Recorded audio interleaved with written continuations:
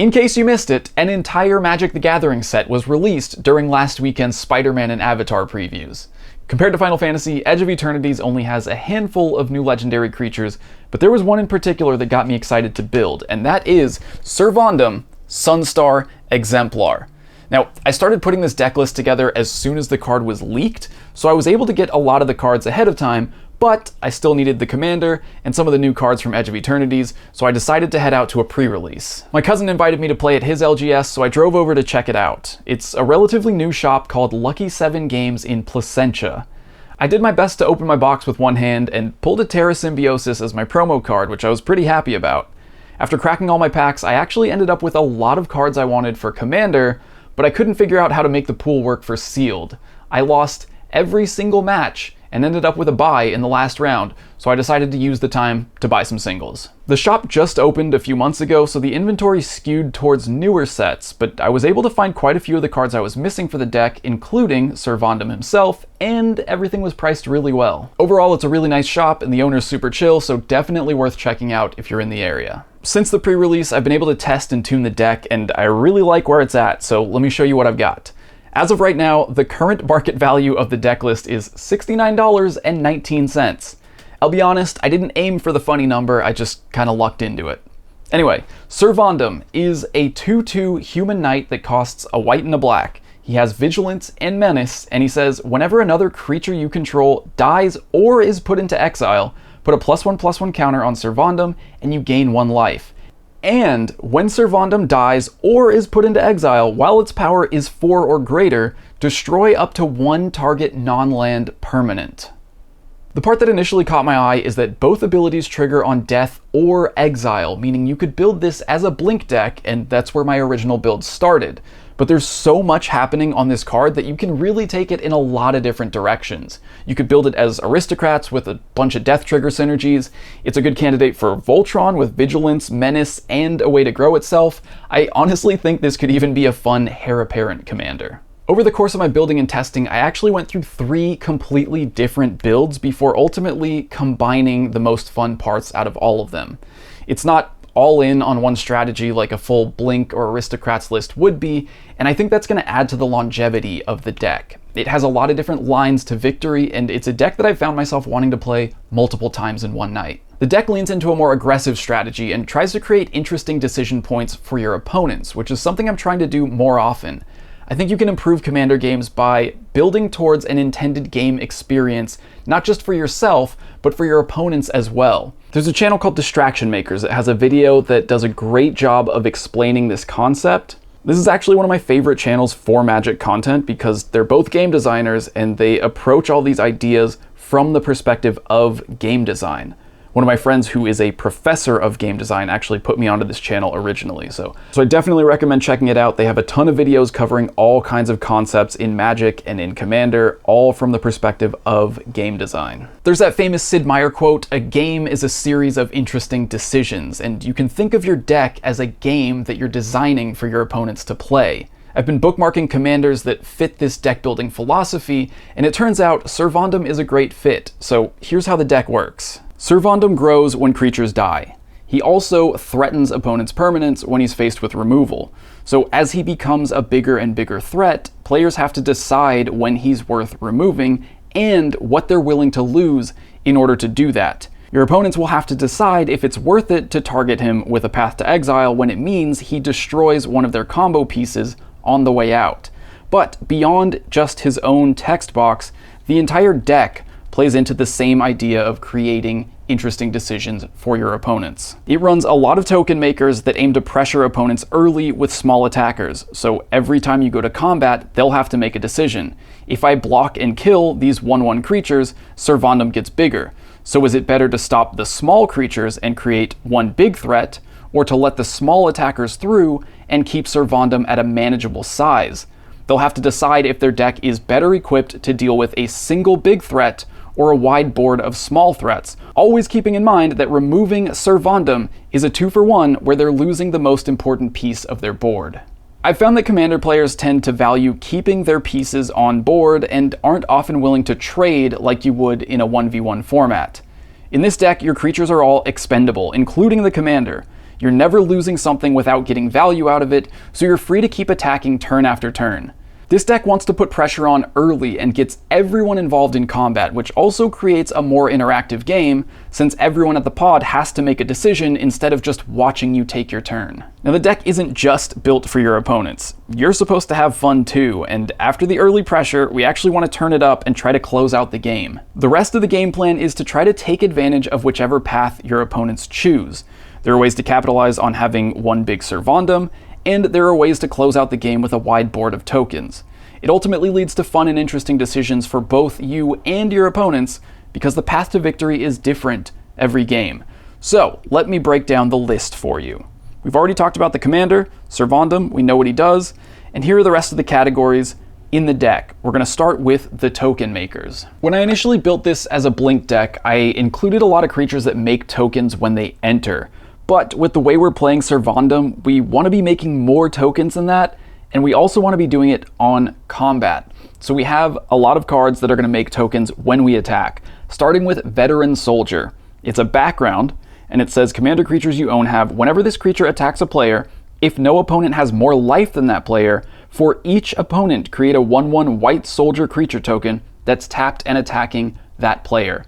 So when Syr Vondam attacks, as long as you're attacking the opponent with the most life, you're going to make a 1/1 soldier attacking each opponent. You're going to make 3 tokens when you attack, and then each opponent has to decide, do I want to block that 1/1 and make Syr Vondam bigger, or do I want to let the damage through and leave a token on board? In the same vein, we have Einok Strike Leader, which basically does the same thing. Whenever you attack with this creature or your commander, you make a 1/1 red goblin creature token that's tapped and attacking each opponent. Same idea. And then we have Adeline Resplendent Cathar. Again, same thing. Whenever you attack, for each opponent, make a 1/1 white human that's attacking that player or a planeswalker they control. So these types of token makers help you put pressure on early, and they force your opponents to decide between giving you a wide board or a tall board. Adeline has the added bonus of growing with the number of creatures you have. Her power is equal to the number of creatures you control, so just like Syr Vondam, she's going to continue growing turn after turn as you make more and more tokens, and that's actually a sub-theme that we have in the deck. There are ways to take advantage of these creatures growing tall and having high power. But we'll come back to that. The next few token makers are, well, they're kind of cheating in this deck. These next few creatures are very, very good with Syr Vondam, but they actually undermine the idea of the deck, the idea of making your opponents make decisions. So let me explain. These have Myriad or Mobilize. Myriad says whenever this creature attacks, you make a token copy of it that's attacking each other player. So when Worms Crossing Patrol attacks, it's just a 1/1, but it attacks, and then you have 2 token copies of it that are attacking your other opponents, essentially working like Einok Strike Leader or Veteran Soldier, where you're making tokens that are attacking each player. The difference is you exile those tokens at the end of combat, so no matter what your opponent decides to do, Syr Vondam is getting bigger. If they block the token dies, Syr Vondam gets bigger. If they don't block the token, you exile it at the end of combat, Syr Vondam gets bigger. So Myriad is very, very good with Syr Vondam. Mobilize is very good with Syr Vondam. The only problem is it goes against the idea of the deck, unfortunately. The problem is there just aren't enough of these types of effects that give you permanent tokens at a reasonable mana value. Stuff that you can play on turn 2 or turn 3 and really start attacking early with. For these creatures with Myriad or Mobilize, they're temporary tokens, which is supposed to be a drawback because you don't get to keep the tokens, but any ability that makes temporary tokens is going to be very good with Syr Vondam if you don't care about letting your opponent make decisions. These cards are just going to buff him no matter what. So we have Worms Crossing Patrol. Dalkovan Pack Beasts makes 3 1/1s. You sacrifice them at the end step. Then we have Ironwill Forger and Blade of Selves, which give other creatures Myriad. Blade of Selves is an equipment that gives a creature Myriad. Ironwill Forger gives a non-legendary creature Myriad at the beginning of combat.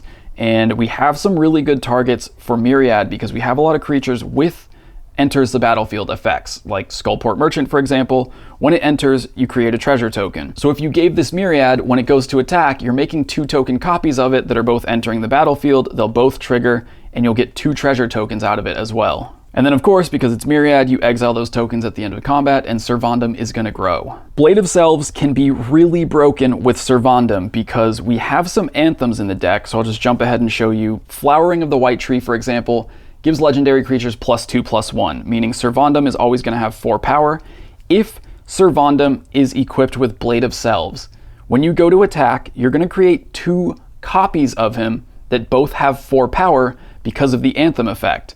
Both of those copies are going to die to the legendary rule, but that gives you 2 triggers of a 4 power Syr Vondam dying, which basically means destroy 2 non-land permanents when Syr Vondam attacks. So as long as you have a way to pump both of the token copies to 4 power immediately, you can get that death trigger by giving Syr Vondam Myriad. All right, back to tokens though. We have 3 creatures back here that are a little bit different.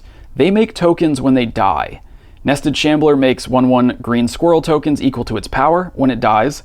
Elenda the Dusk Rose makes 1/1 white vampires with lifelink equal to its power when it dies. And Boss's Chauffeur makes citizen creature tokens for each +1/+1 counter on it when it dies. And since you've already seen an Anthem, you know that we have ways to pump these creatures' power, but Elenda and Boss's Chauffeur will both also grow in a similar way to Syr Vondam. So just like Adeline, as you go through more and more tokens, it's going to get bigger. The same is true for Elenda. Whenever another creature dies, you put a +1/+1 counter on it. With Boss's Chauffeur, whenever another creature enters the battlefield, you put a +1/+1 counter on it. So this is going to grow every time you get a Myriad trigger, every time you make tokens when you're attacking. And then Elenda is going to grow at the same time as Syr Vondam, basically. Whenever a creature dies, whenever you sacrifice a token, whenever an opponent blocks a token, Elenda is going to get bigger. And while Syr Vondam's death trigger is to destroy a non-land permanent, Elenda, Boss's Chauffeur, and Nested Shambler are just going to make you even more tokens when they die. So Elenda and honestly even Boss's Chauffeur are almost like secret commanders in that they work very similarly to Syr Vondam, where they're going to grow as you progress through the deck's game plan, but they're also going to give you a payoff when they die. And down here in this category, we have ways to take advantage of a big creature with a death trigger, but we'll get to that a little bit later. All right, getting tokens to die is one way to power up Syr Vondam, but another way is to just power up Syr Vondam. This category is called 4 power. It makes Syr Vondam always have 4 power so that whenever he dies or is put into exile, he gets to destroy a non-land permanent. Cultist of the Absolute says commander creatures you own get +3/+3, have flying, death touch, and ward, pay 3 life, and at the beginning of your upkeep, sacrifice a creature. But you're making so many tokens that you'll be able to sacrifice a creature, and that sacrifice is also going to put a counter on Syr Vondam. This is very strong in this deck. It gives him more evasion in flying, it gives him more protection in ward, it gives him +3/+3, meaning he's always ready to blow something up. Next up we have Agent of the Shadow Thieves, another background. Whenever your commander attacks the player with the most life, put a +1/+1 counter on it, and it gains death touch and indestructible until end of turn, meaning Syr Vondam can attack very safely and continue to grow every time he attacks. Noble Heritage is a great one. Commander creatures you own have, when this creature enters the battlefield and at the beginning of your upkeep, each player may put 2 +1/+1 counters on a creature they control. For each opponent who does, you gain protection from that player until your next turn.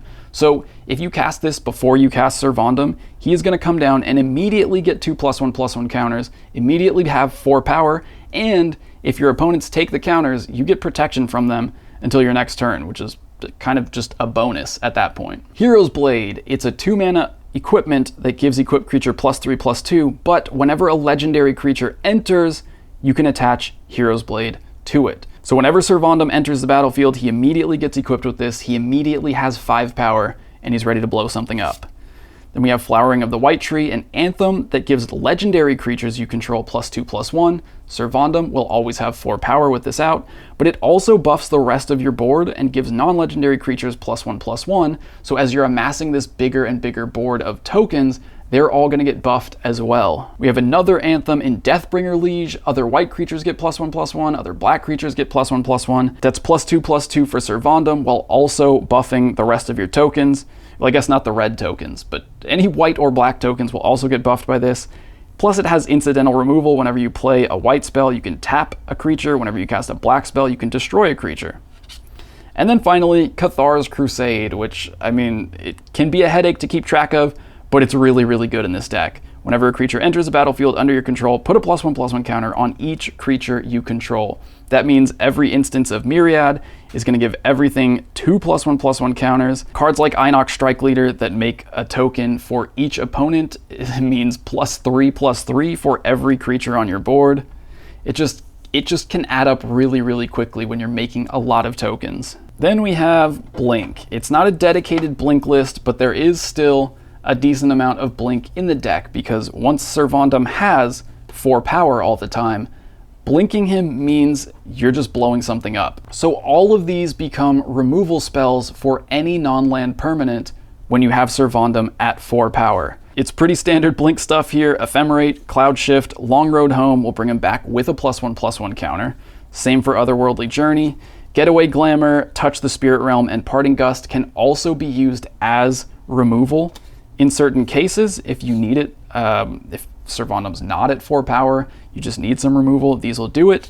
And then you have 2 creatures that can offer repeated removal. So Distinguished Conjurer is also going to gain you a lot of life when you're making a lot of tokens, but then for 5 mana you can blink something, and then Gilrain for 2 mana can blink something.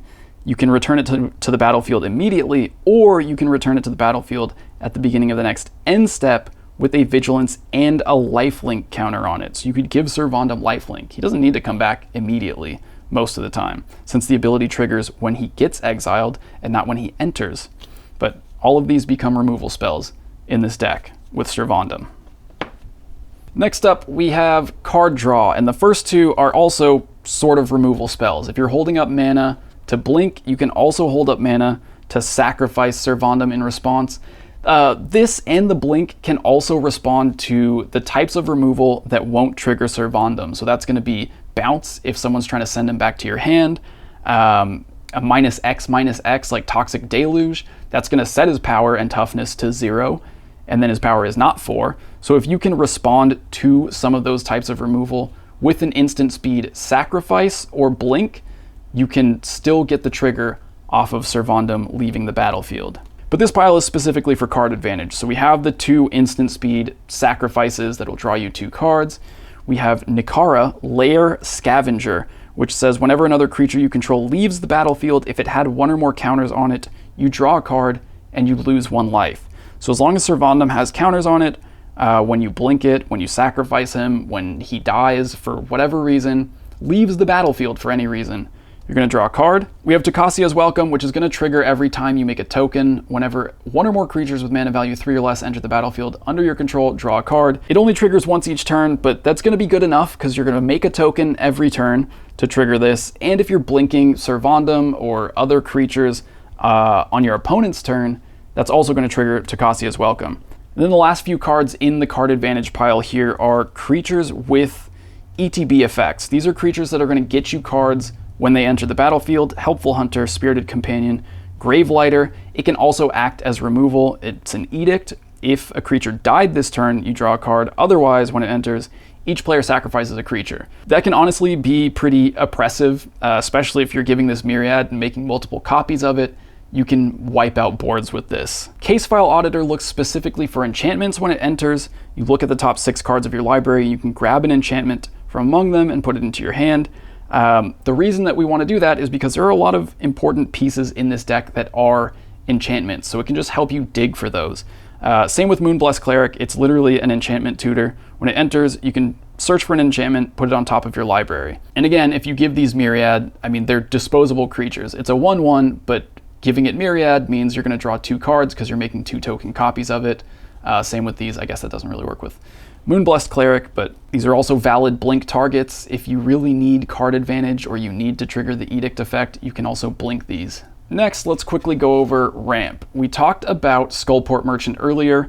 It's gonna ramp you when it enters. It's gonna make 1 treasure, which we want to try to repeat with either Myriad, or we can blink it to make more treasures, but it also offers a sacrifice outlet that lets you draw a card. You can sacrifice a token to draw a card, you can sacrifice Syr Vondam in response to him getting bounced to your hand. Having an onboard way to sacrifice Syr Vondam is gonna function very similarly to a blink because there's a lot of recursion that we're gonna get to soon.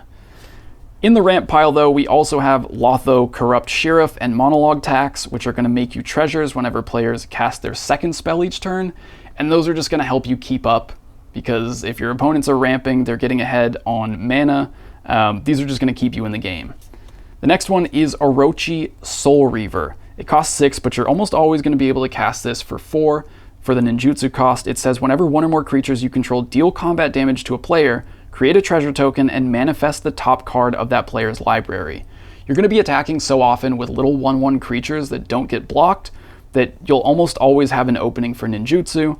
And then, whenever those tokens are dealing combat damage, you're making a treasure and refilling your board because you're taking the top card of an opponent's library and putting it on board as a 2/2 creature, essentially giving you another token, another body, another piece of sacrifice fodder.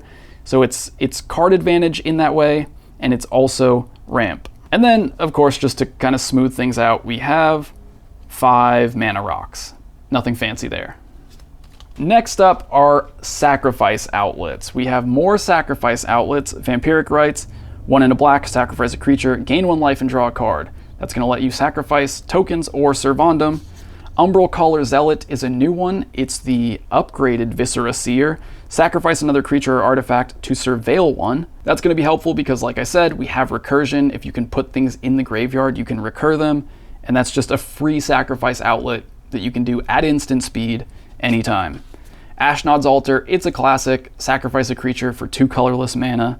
It's free. And then we have some ways to sacrifice that are really going to benefit from Syr Vondam being a large creature. Ghoulcaller Gisa says, black, tap, sacrifice another creature, create X 2/2 black zombie creature tokens where X is the sacrifice creature's power. Syr Vondam will regularly get to 8, 9, 10 power in a game, and if you need to sacrifice him in a pinch, you can turn that into 10 2/2 zombies. Shadowheart does the same thing, but for cards. Sacrifice another creature, draw X cards where X is that creature's power. You can turn your 10 power Syr Vondam into 10 cards, and it's also blowing something up on the way out. Disciple of Bolus does the same thing, but when it enters, sacrifice another creature, gain X life, draw X cards where X is that creature's power. You can blink it to sacrifice Syr Vondam, you can blink it to sacrifice Elenda or Boss's Chauffeur or any of those other creatures that have been growing throughout the game. Ruthless Technomancer is great. When it enters, you can sacrifice a creature and make treasure tokens equal to its power. You can also use it as recursion. 2 and a black, sacrifice X artifacts, return target creature card with power X or less from your graveyard to the battlefield. You could actually just like recur Syr Vondam right away. So let's say you have a 10 power Syr Vondam. You sacrifice him, that makes 10 treasure tokens. Then you pay 3 and sacrifice 2 artifacts. So you're paying, essentially you can use 5 of the 10 treasures you just created to bring Syr Vondam straight back to the battlefield. You could do that with Elenda to make 10 treasures and 10 vampires and then recur her right away. It's a very strong card, and you can blink it, you can get that trigger with Myriad. There are a lot of ways to reuse that enters the battlefield trigger. So those are the sacrifice outlets. They work very similar to Blink because the next category is recursion. Once you sacrifice Syr Vondam, he's coming right back most of the time. Extraction Specialist says when it enters the battlefield, return target creature card with mana value 2 or less from your graveyard to the battlefield. Syr Vondam has mana value 2 or less. It says that creature can't attack or block for as long as you control Extraction Specialist, but you can blink Syr Vondam, you can blink Extraction Specialist, you could sacrifice him again. There are a lot of ways to get around that clause. Next up, we have Redemption Choir. Whenever it enters or attacks, if you control 3 or more creatures with different powers, return target permanent card with mana value 3 or less from your graveyard to the battlefield. So this will recur something when it enters or attacks, meaning if you give this Myriad, you could recur 3 creatures at once with it. And aside from Syr Vondam, there are a lot of targets for mana value 3 or less in this deck. Things like Inox Strike Leader, Worms Crossing Patrol, Adeline, just a lot of things that are making you important tokens are going to cost 3 or less. We have one more creature that's going to offer recursion when it enters. Hero of the Dunes. When it enters, you can get an artifact or creature with mana value 3 or less back to the battlefield, and it also gives creatures you control with mana value 3 or less +1/+0, meaning you recur Syr Vondam with this, and he already has 3 power. This is going to pump all your tokens as well. So late in the game, if you want to close out the game with a board full of tokens, here's another Anthem for you. And then we have a couple enchantments that are just going to offer repeated recursion. Battle of Hoover Dam. When it enters, you're probably going to choose NCR at the beginning of your end step, return a creature card with mana value 3 or less to the battlefield with a finality counter on it. But there are ways to get rid of that finality counter, including blinking it, or if it's on Syr Vondam, you could honestly just let him go back to the command zone and recast him. And then finally we have Smile at Death. It's 5 mana, but at the beginning of your upkeep, return up to 2 target creature cards with power 2 or less from your graveyard to the battlefield, and put a +1/+1 counter on each of those creatures. So if you get Syr Vondam back with this, he immediately gets the counter. You can also get back, a ton of stuff. Like I said, there are a lot of targets for low mana value and low power recursion in this deck. And then this last category is just one more way to benefit from a board full of tokens, and that is Aristocrats. Aristocrats is pretty straightforward. You're going to ping your opponents when your creatures die, and that's one way to win the game. But I'll explain why I chose these 3 specifically, starting with Myriad Apprentice. It makes a creature token when it enters. It has Fabricate 1, so you can make a servo when it enters, and you can get that trigger multiple times by giving it Myriad, or blinking it, or sacrificing and recurring it.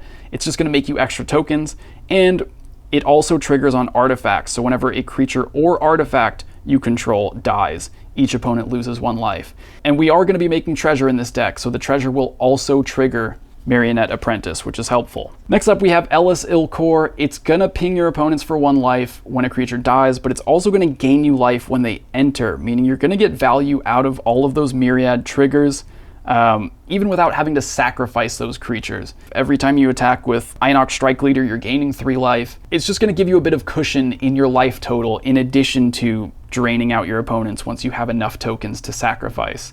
And then finally we have Bastion of Remembrance. This one's in here because it's an enchantment, meaning you can fetch it with Moonblessed Cleric. You can find it with Case File Auditor. Since the deck does have ways to find enchantments, you can grab this if you need it. All right, last category, we're just going to talk about the lands. These are the utility lands that I'm running. Dalkovan Encampment. For 3 mana, you can make 2 1/1 Red Warrior creature tokens that are tapped and attacking. Essentially, it's Mobilize, but on a land. The next 3 are basically extra card advantage on lands. If you're holding up mana, you can just, draw a card with War Room.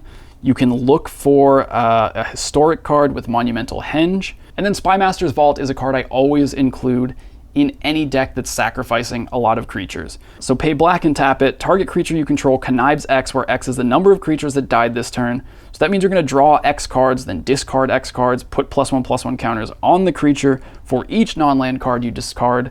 It can offer a lot of card advantage if you've sacrificed a lot of creatures, and it can make Syr Vondam really big. Or Elenda, or Nested Shambler, or anything else that's going to give you a benefit for having high power and toughness. And then the final land is Nesting Grounds. For 1 and tap, you can move a counter from target permanent you control onto another target permanent. So a lot of times you can use that to move a +1/+1 counter around. You can move it onto Syr Vondam, off of Syr Vondam, but there's also the funny way to use it, which is when you recur something with Battle of Hoover Dam, you can move that finality counter onto an opponent's permanent. It doesn't have to be onto something you control. Now, I'm not going to goldfish this deck because the way that it plays out is really dependent on what your opponents decide to do, but I'll give you some advice from what I've learned from testing it out.